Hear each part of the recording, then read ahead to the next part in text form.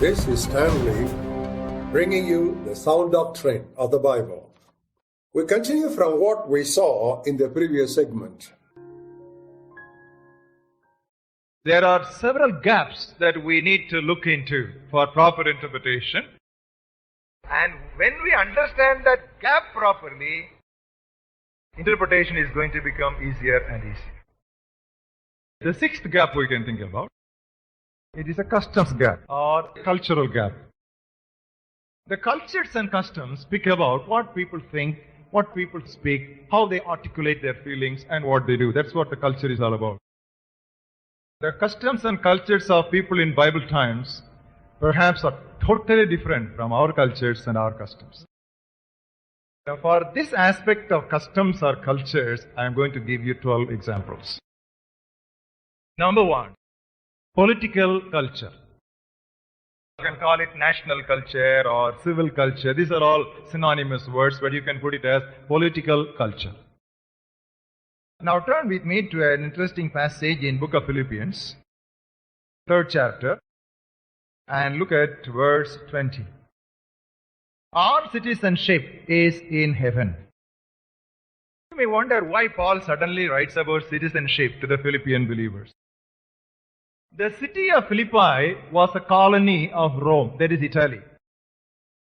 So the people in Philippi, even though they were in Italy, they were not given Italian citizenship. But they had Italian rights of enjoyment of certain privileges. I will give a simple example. We have many Sri Lankans here in India. They can go for ration shop. They can go in your train, travel in your buses. They can enroll their children also in your schools. But they have no Indian citizenship. The city of Philippi was a colony of Rome, that is Italy. Now these Philippian believers in a different land, enjoying the privileges but no citizenship. Paul is now encouraging. Don't worry, you have no citizenship here. You have got citizenship in. So it was an encouragement for those people sitting in that context. Today for us Indian believers, we have citizenship in India. So for us, we need to say, we are Indian citizens, ultimately going to settle in heaven. We should not say we have no citizenship here.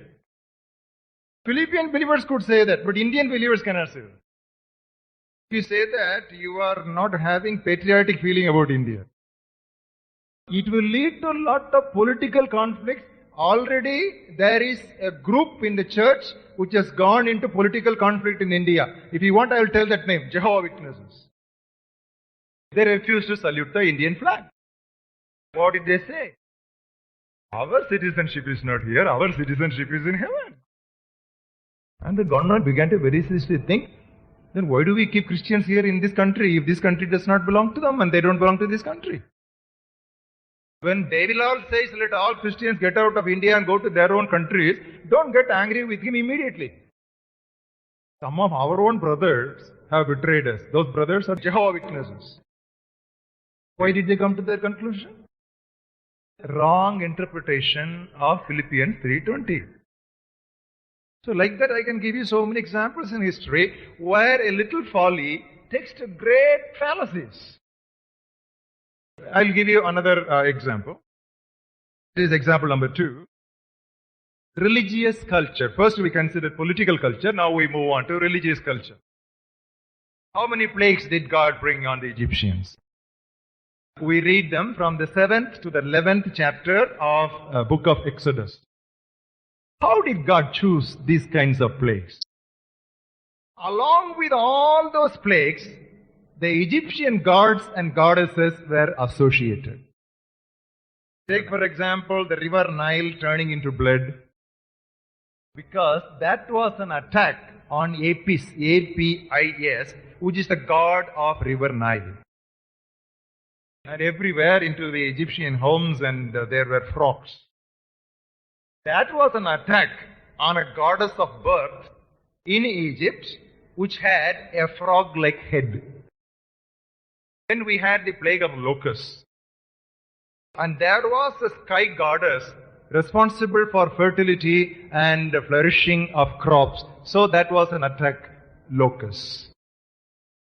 So when God took his people out of Egypt, he gave a specific and specified promise. I will not put any of the diseases I put on Egyptians on you. Actually, people of Israel suffered from many diseases.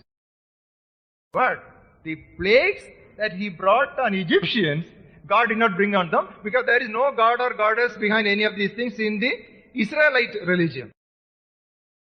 They had the worship of that monotheistic worship, that is Jehovah worship, one God worship.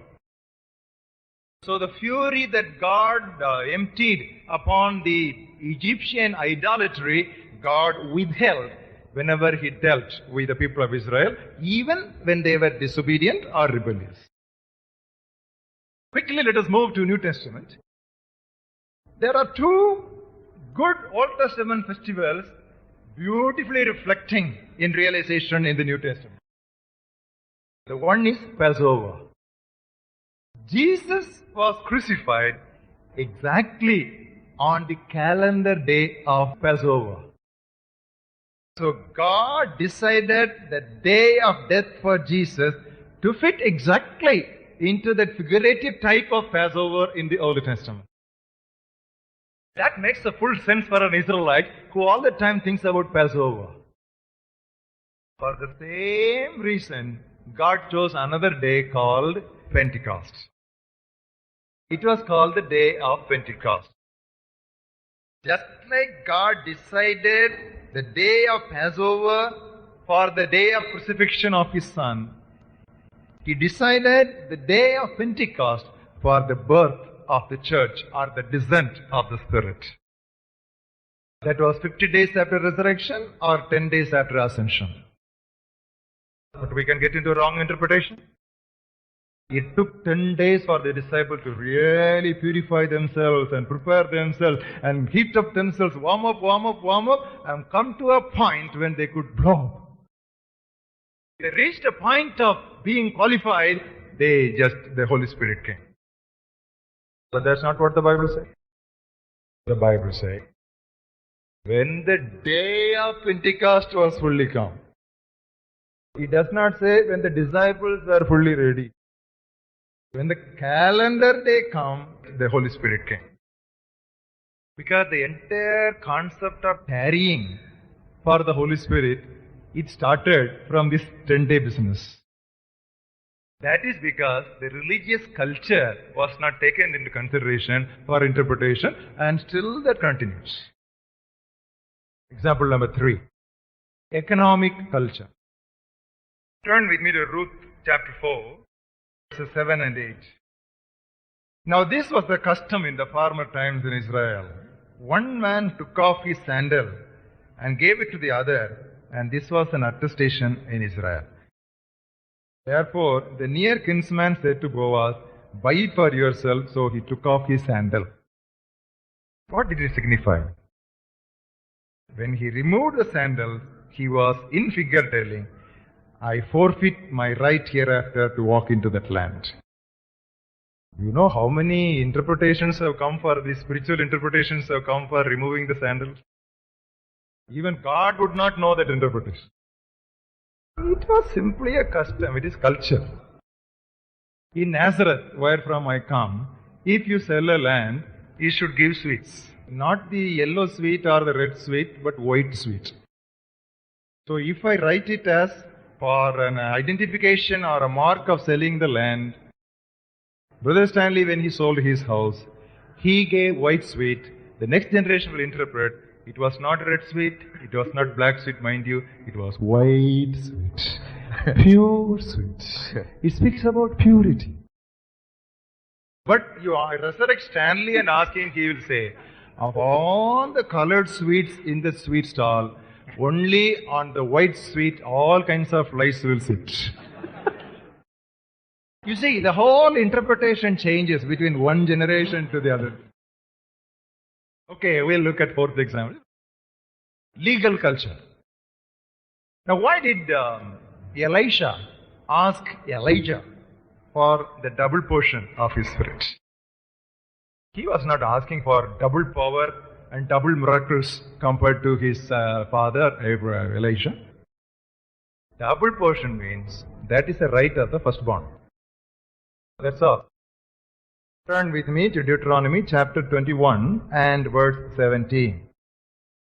But he shall acknowledge the son of the unloved wife as the firstborn by giving him a double portion of all that he has, because he is the beginning of his strength. There were so many prophets in the school of prophets of Elijah. Now it was the time for the departure of Elijah. So Elisha is asking him, consider me as your successor. In other words, let that ministry come upon me. Treat me as your firstborn. Make me a successor in your ministry of prophecy. It was not double the quantity of power, but double portion means firstborn, that's all. That is what Esau, without realizing the value, threw away or sold away to his brother. Another example for legal culture: binding and loosing. Jesus spoke about, I'll build my church, and then Jesus spoke about discipline in the church. He used the word, whatever you bind here on earth shall be bound in heaven, whatever you loose on earth will be loosed in heaven. This binding and loosing were terms used in the judiciary. For some people, you condemn them. Now that is binding. Some people, you acquit them. That is loosening. This was what was used in Jesus' days in the Jewish judiciary. The scribes were borrowing that thought for their interpretation of the scriptures. If they prohibit something, they will say binding. If they permit something, they will say loosening. Because they were the interpreters of the Mosaic law. What the scribe decides is accepted in the society. The same thing now Jesus transfers to the apostolic authority of the New Testament. Because they were now going to write the scriptures for the New Testament. Now the interpretation is no more with the scribes and Pharisees. They are not going to be the foundation of the church. The foundation of the church are going to be apostles and prophets.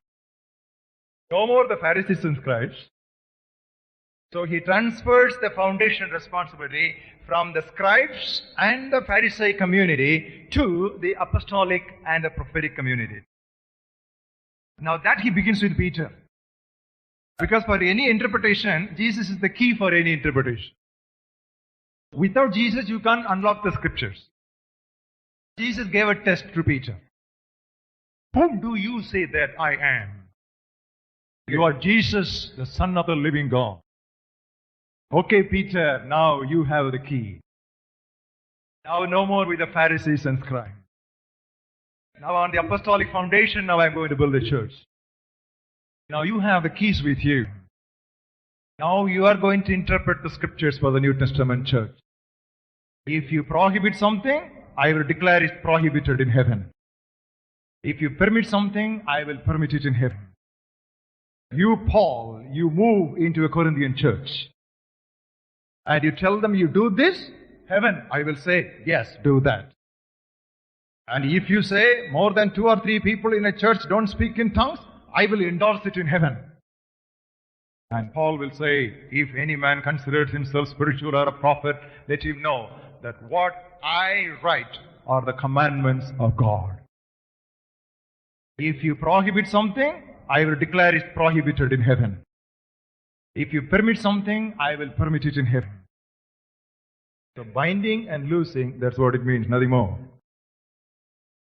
We'll continue our study in the next segment